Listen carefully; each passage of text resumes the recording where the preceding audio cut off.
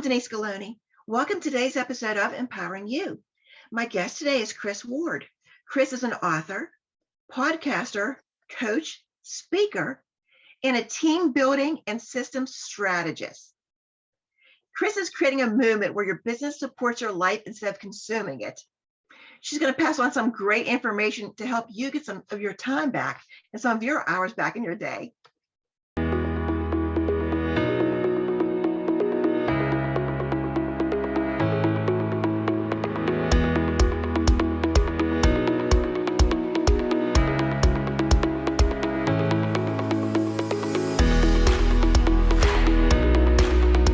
My guest today is Chris Ward. She's an author, podcaster, coach, and speaker. She is also a team building and systems strategist. Chris Ward is creating a movement where your business supports your life instead of consuming it. And I can't wait to hear about this. She's the founder of the Win the Hour, Win the Day philosophy, and she has shared the stage with some incredible people such as Jack Canfield from Chicken Soup for the Soul, Kevin Harrington, the original shark from Shark Tank, and James Malinchak, ABC's Secret Millionaire. She's an acclaimed podcaster, and you can hear her in her own podcast, Win the Hour, Win the Day, where she has engaging conversations with dynamic guests, covering a variety of business topics so you can get to your next win. Welcome, Chris. Thank you so much for being here. Oh, I'm very excited to be here. Thank you. I'm pumped to get started. Yeah, I'm excited to have you here. First of all, how did you get started? Oh boy. Okay. So I started as a marketing strategist a good 12 to 15 years ago. And the first couple of years I was in business, I worked insane hours, Right. And you go 2 years without sleep and somebody sits you down, gives you an intervention and says, you know what, you're not as charming as you used to be. And it's starting to get to us all. Right. So I realized really quickly that this is not something that I could sustain. And so I really went from working 16 hours a day down to 6. Now that did not happen overnight. It's a whole story in its own, but let me move this story forward. Okay. And luckily I did that because it was a couple of years after that my husband had actually been diagnosed with colon cancer, and I was pulled away from the business for about 2 years. And when I returned after his passing, my existing clients had no idea of my absence. The local business community didn't know. It was not something I talked about. It was just how we navigated his journey. It was just not something we made public. So they started to come to me under the fragility of life and say, how did we not know you were away? And if you could do that, then maybe you could get me to my kids' soccer games, right? Okay. And so I started working with them under that capacity. And one thing led to another. And I realized there's so many of you out there that no one person knows how hard you work. You've been in business at least 5 years. You're running around, you're still grinding it out so much more than you thought you would be at this point. Right. And so I really thought, how can I help you guys out there? And so I wrote the book, Win the Hour, Win the Day, and I started doing coaching. And now we've just created this fantastic group that guarantee you'll love called the Winner's Circle. So we've got a different entry point where you can work with us at a smaller investment. And so that's it. The message out there that grinding it out is completely counterproductive. It's toxic. And I am on a mission to make you understand that your business should support your life, not consume it. And that business can be fun. Right. And we're talking about people that own their businesses. It could be for anyone. People that have families that have a lot going on. Both parents work, kids have soccer and dance and just how to get it all in there. Yeah. That's just incredible that you were able to step away for 2 years and people didn't even know it. Everything just kept going as business as normal. Well, I mean, I didn't know that at the time. I thought things were going well, and I would check in on the office once a week. It was kind of a joke. Like I'd call for 15 minutes. Okay, is there anything I should know? Right. But, the reality of the situation was if he had thought, he would say, is everything okay? I'm like, yeah, it's fine. And I thought it was fine. But I mean, he saw how hard I worked and he would have been gutted. He saw that I already, I had a real buddy, a real teammate. And so when things turned around, I had a lot more responsibility and, I was very spoiled up until that point. So if he thought the business was falling off, man, that he wouldn't have needed that guilt. And the other thing too, let's take all the emotion out of the story, Denise, and say at the end of the day, I lost an income. And so if I had to return, whip up a resume, be charming in interview and try to learn a new job, that would have not been a good setup for me. Right. And I think you hit the nail on the head, Chris, with lack of sleep business owners. I mean, we work so hard.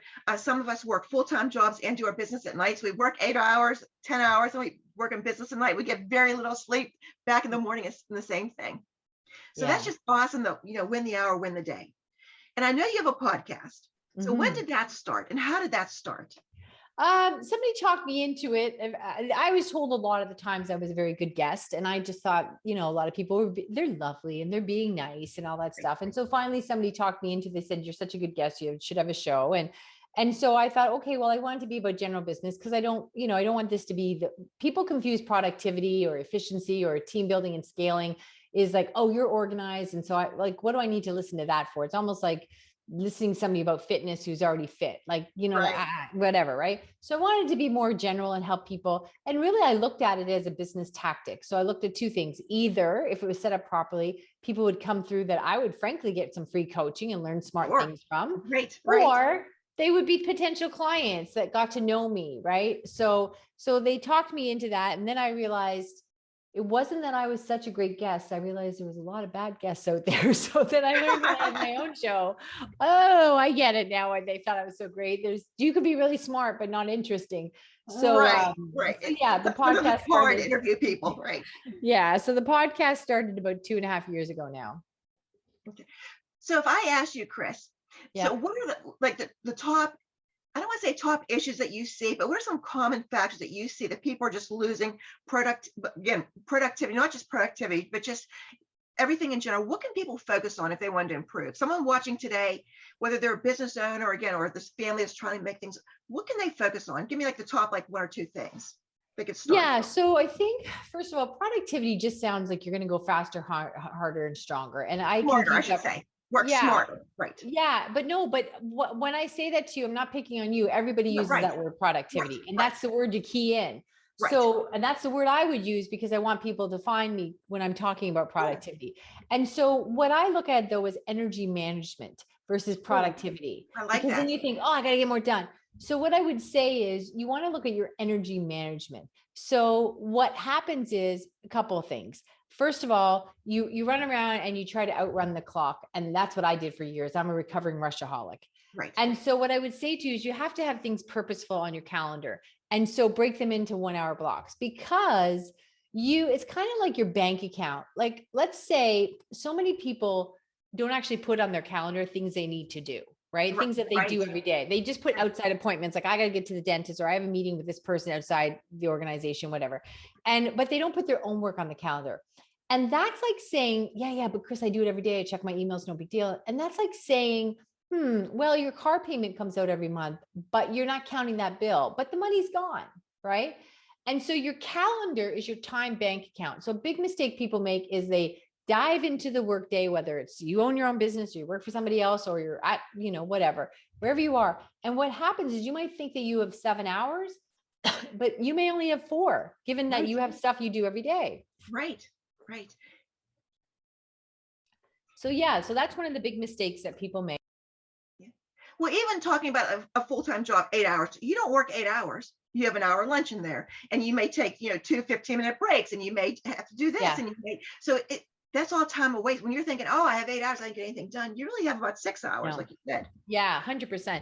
And one of the other things I would tell you too is so often, no matter what your position, your career, your entrepreneurial pursuits, whatever, you often enter the day and you go right to emails. And that's a fear-based mentality. You're just going and trying to clear that off and keep it, ahead of the email monster. And what happens is that first hour is when you are freshest. And that's where you are at your ultimate brain power. And so that's where you want to do things that require the most focus or creativity or attention. Okay. Mm-hmm. And that if you dive in and you go to your emails, what happens, you're sending your brain into a bunch of different directions really quickly. And what happens is you're depleting it. Like it's called decision fatigue. You're starting to make a lot of decisions really fast. You're going in and out. And it's really like having a bunch of like a bunch of apps open on your cell phone. You're just wearing down the battery.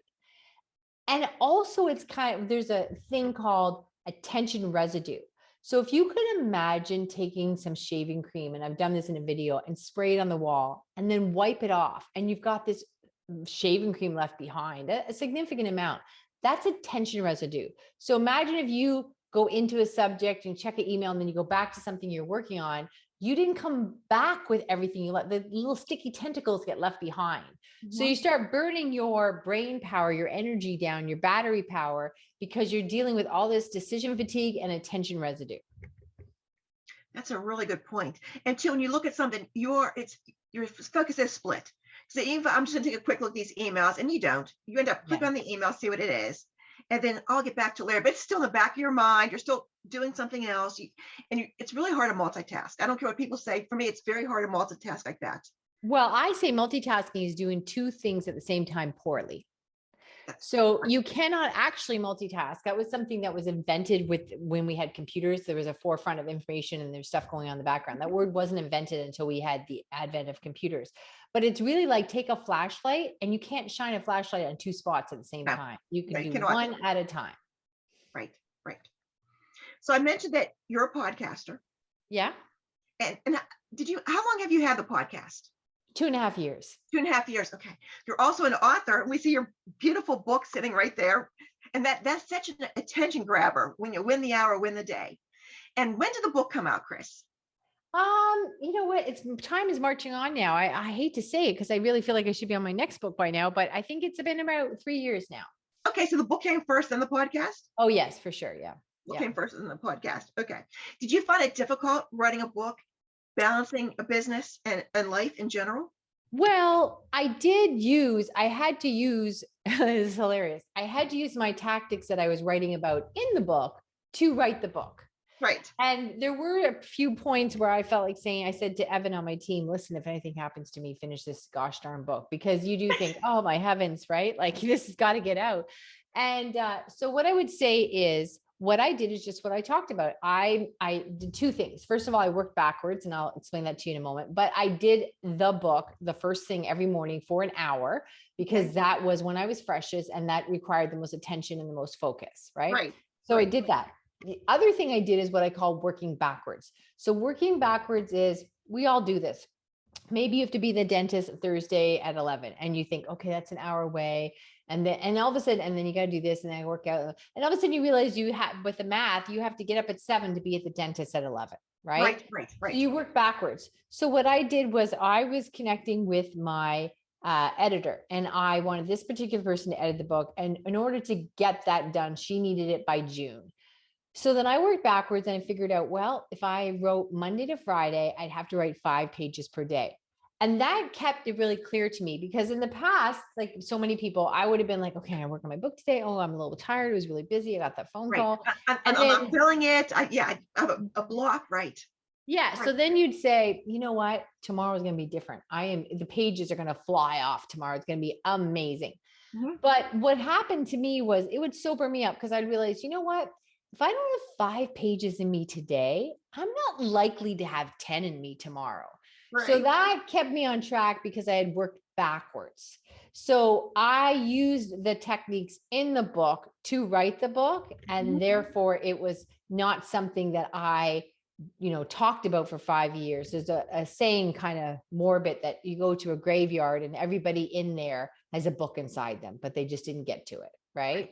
Right. We were talking about that. I finished my book and it's finally out, but it just took me forever. Like you said, you think I'm going to do this. And like, I'm not feeling it tomorrow. I'll be better tomorrow. And if I would have done that, that probably would have helped. If I need to do it by then and count backwards. And that's a great tip. Yeah. So you're also the coach. We talked about a little bit of the coaching. Yeah. And are you coaching how people can win more time in their day? Is that how what are you coaching on? So we work a lot with entrepreneurs about building their win team, their what is next team, so they can get to what is next. And we also work a lot with our super toolkits, which are, some people confuse them with standard operating procedures, systems and processes, but standard operating procedures are not written by the end user. They're usually meant to cover liability, and they're static in nature. But we have these super toolkits that constantly decrease the amount of time it takes you to do something, because we believe as an entrepreneur that you should be in execution mode 60% of the time. Right. And so we're all about that. Ideas to execution. So the coaching, we do that private, semi-private. And now we've just launched this amazing program called the Winner's Circle. And it just is a little bit less investment so that we can help more businesses and more people and reach a wider audience. And really, all my clients tell me, even in the winner's circle, that they get back 25 hours a week within the first month of working with us. So we're just there to help people. Yeah. And where can people find out about the winner's circle? I mean, is it something that you do on Facebook? Is it something that you do like live coaching, or what is it? Yeah. So reach out to me if you're looking for details on that, to LinkedIn or any of the socials I'm on. I primarily hang out on LinkedIn, and he can give you some information about the winner's circle. There's a lot of bonuses, amazing stuff in that. Okay. But yeah, we meet 3 times a month, and it's quite a spectacular program. Okay. And then you're also a speaker.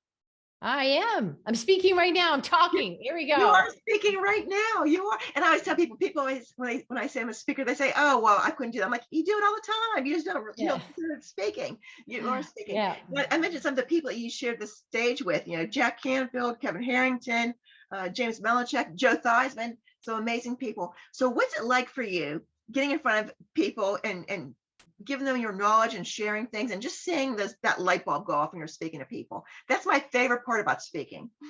Yeah, especially for what I do. I just think that we hit the workforce. Even no matter what kind of post-secondary education, you can have all kinds of masters, and the professors don't teach you how to, collate your workload, and you just run around like a crazy person trying to get stuff done. So for me, this whole concept of, go faster and try to get it done and work really hard work. I just love enlightening people that you're actually working against yourself and you're exhausting yourself. And we know what it's like when we get up and we're in a brain fog because we're just so tired from the day before, right? We know that. So I just really want people to have a quality of life and success. I've known people who are millionaires and fall over with a heart attack. You don't have to choose. You can be a millionaire. You can make a lot of money. But to me, until you have a freedom lifestyle and take off Fridays to spend with your family and have scheduled vacations, that's not success. Money is one component of it. Yes, we do need it to live, but the quality of life to me defines your success. That is a great point. That's true. We think success is money, and it's not. It's family. It's time that you have. It's being able to sleep at night and not stay up worrying about things. It's just peace of mind. But Yeah, exactly right. Yeah. So we talked about some tips. I'd like to tip about counting backwards, and you have your book now. So is your book different suggestions and tips for people so they can win the hour, win the day, or is it stories, or what type of your book? Well, I'm told all the time that it's an easy read. So that's something, it's really hard to make it easy read. So I appreciate hearing that. So I'm told all the time it's easy read, and that there's very solid and tangible takeaways. And so there are stories in there, and everything that I give you an example of, this is what a struggler does, and this is what a successful person does. And a lot of people come out going, "Oh my gosh, I didn't want to be it, but I am a struggler." And so I give examples of, how you run your day and your calendar and your team and whatever, all these things. So I do think it will benefit people regardless of their station in life. It just allows you to see your day differently. Right. So you can open the book and you don't have to read it cover to cover. You can pick out what you need, sections of the book. Sure, you could, but it's an easy read. It would not take you long to go cover to cover. I didn't even know you had a book. So I'm really excited to get it and read it and learn more. Because we don't know each other that well. So this is really exciting for me to hear this as well. So people can find you on, what are you usually on, Facebook, LinkedIn? I'm primarily on LinkedIn. LinkedIn would be my hangout spot. So, and we're going to have your contact information also so that people can get a hold of you. Yeah. And do you want to give your website too? They can go to your website to find information about you? Of course, www.winthehourwintheday.com. Okay. And how can they find out about your podcast, Chris? Yeah, you can go anywhere that you listen to a podcast and just key in winthehourwintheday.com, and there I will pop up. You make it nice and easy. Yeah. Nice and easy. Any final thoughts? Oh, I did want to ask you, Chris, where can they find your book? They need to go to your website and get that, or can they get their local bookstore, Barnes & Noble, Amazon? Yeah, just hop onto Amazon and you'll be connected right away. You're good to go. Win the hour, win the day. Yeah. Any final thoughts or suggestions, things that you want to mention to the audience that may be watching, that may struggle? I think it's the only ones. It doesn't need to be a struggle. It really doesn't. And if it's a struggle, then then you just need, like, you need to reorganize your inventory. You have the inventory, you have the assets. You're just putting things in the wrong order. And there is an easier way to do this. And you know, whatever your work is, your business day, whatever it is, it's not meant to be hard. It's not a mountain to climb every day. You just do so much better when you're in the creative element, enjoying, you know, getting closer and closer to your goals. So yeah, check out the book. There's some very quick and easy, tangible takeaways that will make you reframe. It's not about being productive and just getting more stuff done. Right. There's a whole better world out there. Right. And you mentioned the winner circle. To get more Yeah. information on that, they can reach out to you on LinkedIn, like send you a message. Sure. Yeah. Tell me you're a friend of Denise's and you'll be a friend of mine. Oh, that's sweet. Well, I may be contacting you about that winner circle as well. So, Chris, this has been so delightful. You're always smiling. You're always such a joy to be around. Thank you. I appreciate it. Flattery will get you everywhere. Thank you, Denise. Oh, thank you, Chris. And I hope everybody wins the hour, win the day, and keep winning.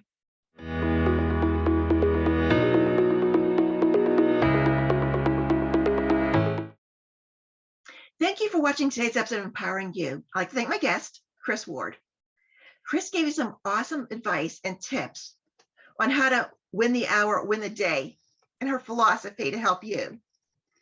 Not just as business owners, but people with families, people that work and try to get things done and just manage life.